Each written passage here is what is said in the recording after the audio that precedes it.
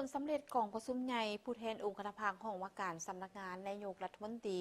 ครั้งที่6กองประชุมได้เอกสารอย่างสมบูรณ์เลือกเอาสหายบัวคงนามวงศ์เป็นเลขาคณะบริหารงานภาคสุดใหม่ภายหลังดำเนินกองประชุมใหญ่ผู้แทนองค์คณะภาคของว่าการสำนักงานนายกรัฐมนตรีครั้งที่6เป็นเวลา1วันเต็มในวันที่30กันยายน2025บรรดาผู้แทนสมบูรณ์ได้พร้อมกันใช้สิทธิประชาธิปไตยปอนบัตรคัดเลือกเอาคณะบริหารงานภาคสุดใหม่บนพื้นฐานการใช้สิทธิประชาธิปไตยอย่างถูกต้องสอดคล้องกับมาตรฐานและเงื่อนไขที่กำหนดไว้ซึ่งมีผู้ออกสมัครรับเลือกตั้งจำนวน17สหายเลือกได้13สหายหญิง2สหายผ่านการดำเนินกองประชุมครั้งปฐมฤกษ์ได้เอกสารอย่างสมบูรณ์เลือกเอาสหายบัวคงนามวงศ์เป็นเลขาคณะบริหารงานพรรคสหายเขิงคำแก้วหนูจันทร์เป็นรองเลขาคณะบริหารงานพรรคสหายวีแก้วบุพภาวันเป็นประธานกวดกาพรรคสหายปรารถนาสุขอารุณและสหายนางดาราพรคำมูลเฮืองเป็นรองประธานกวดกาพรรคพร้อมเดียวกันนั้นในกองประชุมใหญ่ยังได้ปอนบัตรเลือกเอาผู้แทนสมบูรณ์จำนวน7สหายหญิง2สหายและผู้แทนสำรองจำนวน2สหายเพื่อเข้าร่วมกองประชุมใหญ่ผู้แทนทั่วประเทศครั้งที่12ของพรรคในโอกาสที่มีความสำคัญนี้สหายกิแก้วไข่คำพิทูลกรรมการกรมการเมืองศูนย์กลางพรรครองนายกรัฐมนตรีก็ได้มีความเห็นโอ้ล้มต่อกองประชุมซึ่งสหายได้แสดงความย่องยอชมเชยต่อบรรดาผลสำเร็จที่ทั่วองค์คณะพรรคของว่าการสำนักงานนายกรัฐมนตรีได้ปฏิบัติได้ในระยะผ่านมาพร้อมทั้งยกให้เห็นบรรดาจุดอ่อนข้อคงค้างที่จะต้องได้พร้อมกันปรับปรุงแก้ไขในต่อหน้าให้มีการหันเปลี่ยนดีขึ้นอันสำคัญสหายได้มีความเห็นเน้นหนักให้เอาใจใส่เพิ่มทวีนำพาเวียกงานรอบด้านโดยเริ่มจากการปรับปรุงภายในกงจักรพรรคบนจิตใจค้ำขวัญยกสูงความสามารถการนำพาที่เข้มแข็งของคณะพรรคแต่ละขั้นความเป็นแบบเป็นอย่างน้ำหน้าของสมาชิกพรรคในการปฏิบัติหน้าที่การเมืองของห้องว่าการสำนักงานนายกรัฐมนตรีให้มีประสิทธิภาพและคุณภาพสูง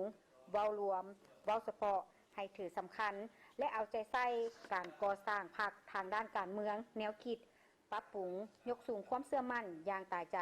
มีความเป็นเอกภาพสูงกับแนวทางทิศทางที่พรรคลัดวางออก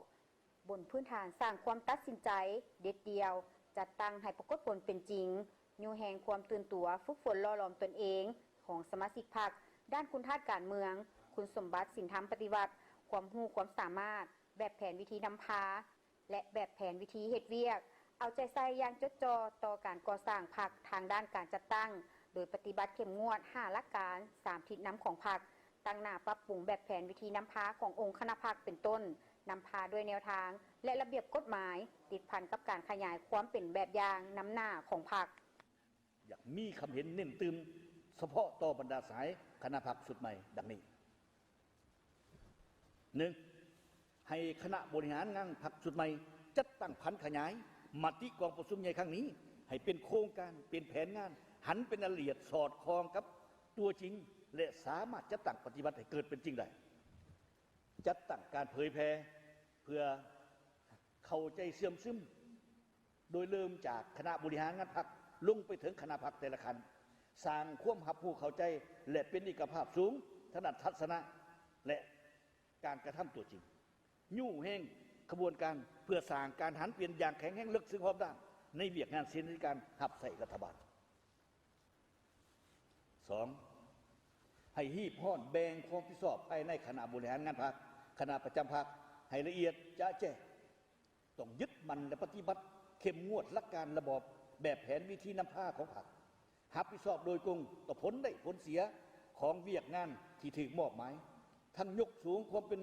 เจ้าการต่อหน้าที่การเมืองที่ภาครัฐและประชาชนมอบหมายให้ทุ่มเทเหือแห้งสติปัญญาความรู้ความสามารถและมีความเสียสละเพื่อเฮ็ดสำเร็จหน้าที่ที่ได้รับมอบหมาย 3. สืบต่อตั้งหน้าฝึกฝนหล่อหลอมตนเองด้านคุณธาตุการเมืองคุณสมบัติศีลธรรมปฏิบัติความเป็นแบบอย่างนำหน้าด้านความจงรักภักดีความซื่อสัตย์บริสุทธิ์ต่ออุดมการณ์ของพรรคต่อผลประโยชน์ของประชาชนและประเทศชาติสามัคคีฮักแพงจริงใจต่อหมู่คณะและช่วยเหลือก่อสร้างหมู่คณะให้มีความเติบใหญ่เข้มแข็งขึ้นพร้อมๆกัน 4. เป็นแบบอย่างจัดตั้งปฏิบัติกฎระเบียบของพรรคกฎหมายของรัฐ ติดตามสุกยู่การจัดตั้งพนักงานสมาชิกพรรคในความรับผิดชอบของตนสร้างให้ได้ทัศนะและการกระทำที่ถูกต้องตั้งหน้าต้านปรากฏการย่อท่อทุกรูปแบบดำรงชีวิตปลอดภัยประหยัดมัธยัติมานะอดทนเป็นแบบอย่างในทุกขงเขตเวียกงาน